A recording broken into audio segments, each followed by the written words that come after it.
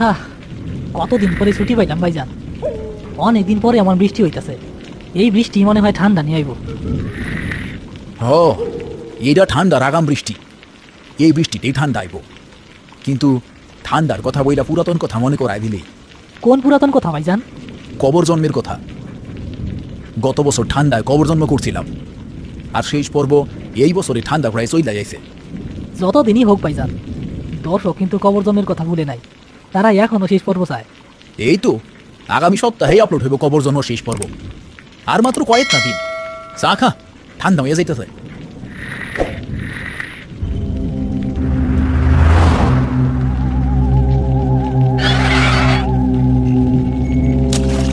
শাহাবুদ্দিনের জীবনে এমন রাত খুব কমই আসে যখন তার কোনো কাজ থাকে না। বেওয়ারিশ লাশের খবর পেলেই তাকে আর মতিকে ছুটে যেতে হয়। কিন্তু আজকের রাতটা ছিল ভিন্ন। ঝড় বৃষ্টির কারণে সবকিছু শান্ত, কিন্তু এই শান্তি বেশিক্ষণ স্থায়ী হলো না। তাদের শান্ত আলোচনায় ছেদ ঘটালো একজন আগন্তুক। আপনাদের মধ্যেই কি শাহাবুদ্দিন সাহেব আছেন? আমি শাহাবুদ্দিন। কি দরকার? আমার বস আপনাদের একটি কাজ দিতে চান। শহর থেকে প্রায় 20 মাইল দূরে জঙ্গলের ভিতরে একটা পুরনো জমিদার বাড়ি আছে। সেই বাড়ির ভিতর থেকে একটা লাশ নিয়ে আসতে হবে এবং আপনাদের গোরস্থানে দাফন করতে হবে। লাশ? কিসের লাশ? পুলিশ কেস নাকি? আপনাদের যা বলা হয়েছে তাই করবেন, কোনো প্রশ্ন করবেন না। লাশের পরিচয় বা মৃত্যুর কারণ নিয়ে আপনাদের মাথা ঘামানোর দরকার নেই। এইরকম একটা কাজের জন্য পুলিশে খবর না দিয়া আমাদের কাছে কেন? আর এত রাইতে জঙ্গলের ভিতরে কাজটা সন্দেহজনক। আমরা এই কাজ করবো না। এখানে 50,000 টাকা আছে, কাজ শেষে আরো 50,000 দেওয়া হবে। এখন কি কাজটা সন্দেহজনক মনে হচ্ছে? ঠিক আছে, কিন্তু লাশে যদি কোনো আইনি ঝামেলা। কোনো ঝামেলা হবে না। শুধু মনে রাখবেন, লাশটাকে ভালো করে দেখবেন না, আর তার শরীর থেকে কোনো জিনিস সরাবেন না। এটা আমার বসের কড়া নির্দেশ। ঠিকানা এই কাগজে লেখা আছে।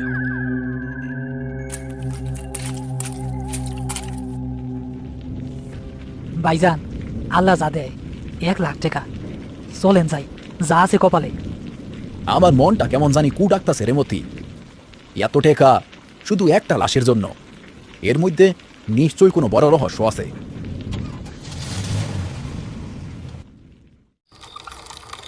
ভ্যানগাড়িটা জমিদার বাড়ির ভাঙা গেটের সামনে এসে থামল। আগন্তুকের নির্দেশ মতো তারা জমিদার বাড়িতে এসে পৌঁছেছে।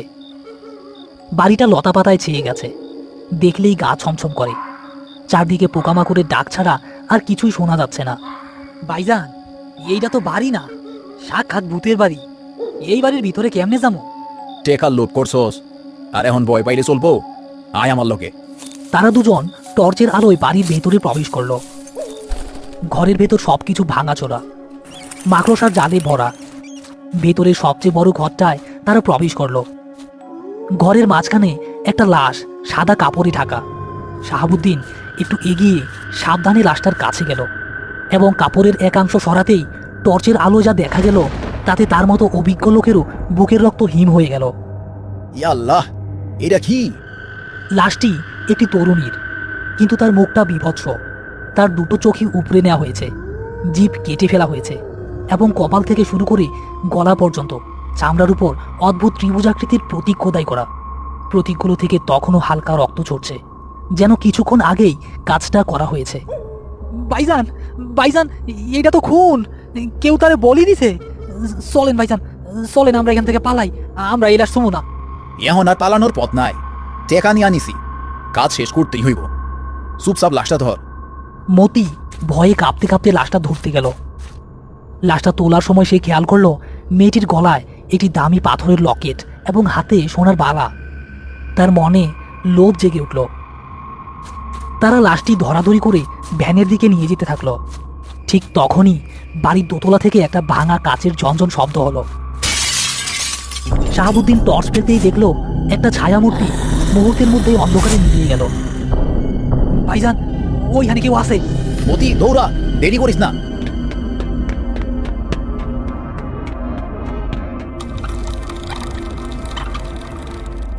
প্রিয় দর্শক বন্ধুরা, আপনাদের মধ্যে যারা বহুদিন ধরে কবর জন্ম সিরিজের শেষ পর্বের অপেক্ষায় দিন গুনছেন, তাদের জন্য আজ নিয়ে এলাম সবচেয়ে আনন্দের খবর।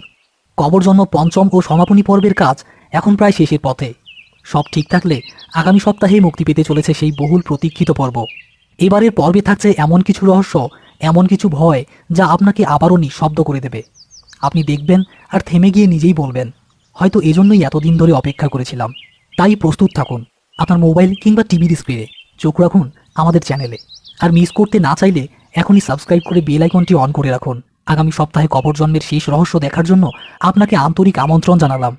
অপেক্ষায় থাকুন, রাত নামলেই শুরু হবে ভয়।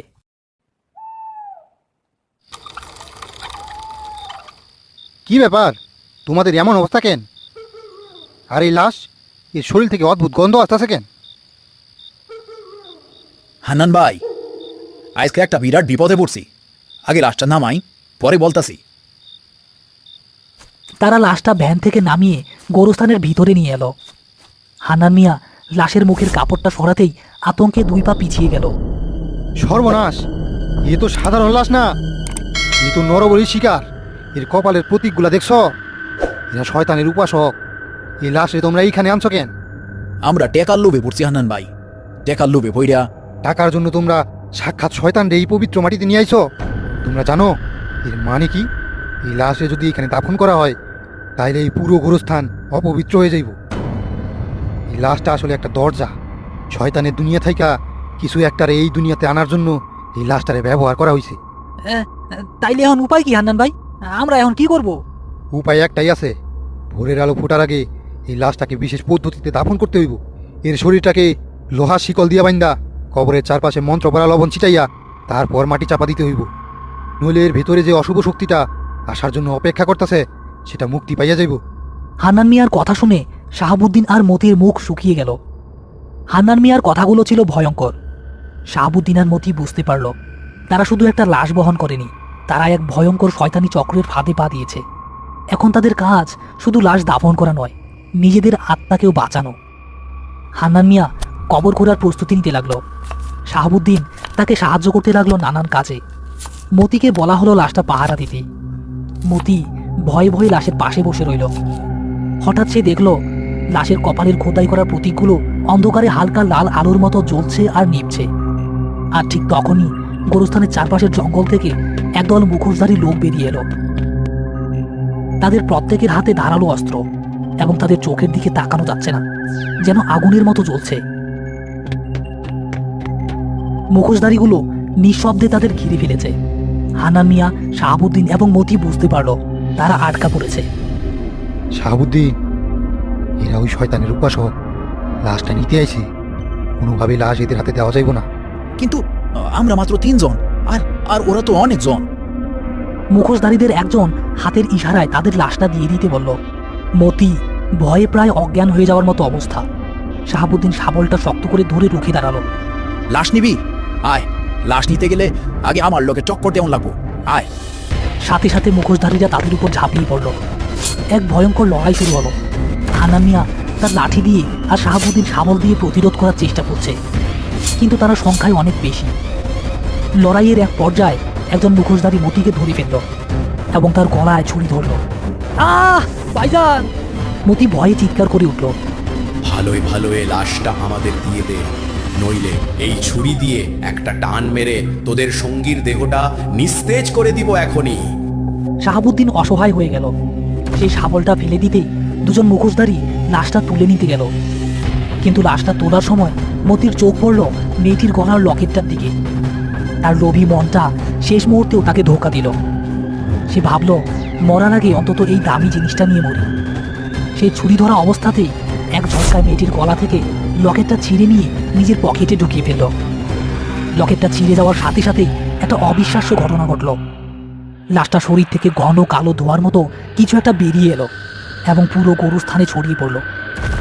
মুখোশধারীরা চিৎকার করে মাটিতে পড়ে ছটফট করতে লাগলো। তাদের শরীর পুড়ে যাওয়ার মতো গন্ধ বের হতে লাগলো। সর্বনাশ! মতি, তুই এটা কি করছস? ওই লকেটটা অশুভ শক্তিটারে আটকায় রাখছিল, তুই তারে মুক্তি দিয়া দিছস।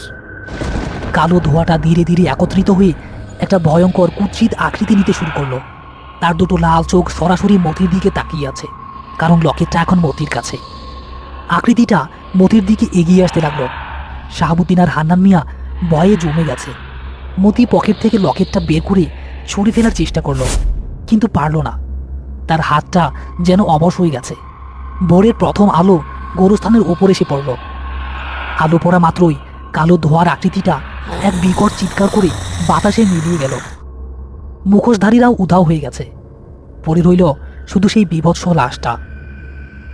সূর্য ওঠায় আজ আমরা বাইচা গেলাম, কিন্তু তারা দেখল মতি মাটিতে পড়ে আছে। তার জ্ঞান নেই। তার বুকের উপর যেখানে সে লাশটা রেখেছিল সেখানে চামড়াটা পুড়ে গিয়ে একই ত্রিভুজাকৃতির প্রতীক তৈরি হয়ে গেছে।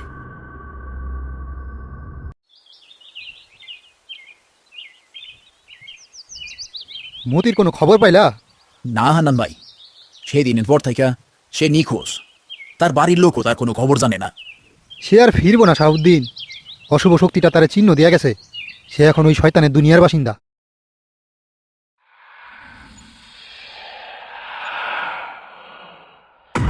দরজাটা খুলতে হবে, নতুন বলির আয়োজন করতে হবে। আমার মনিব অপেক্ষা করছে, মনিব অপেক্ষা করছে।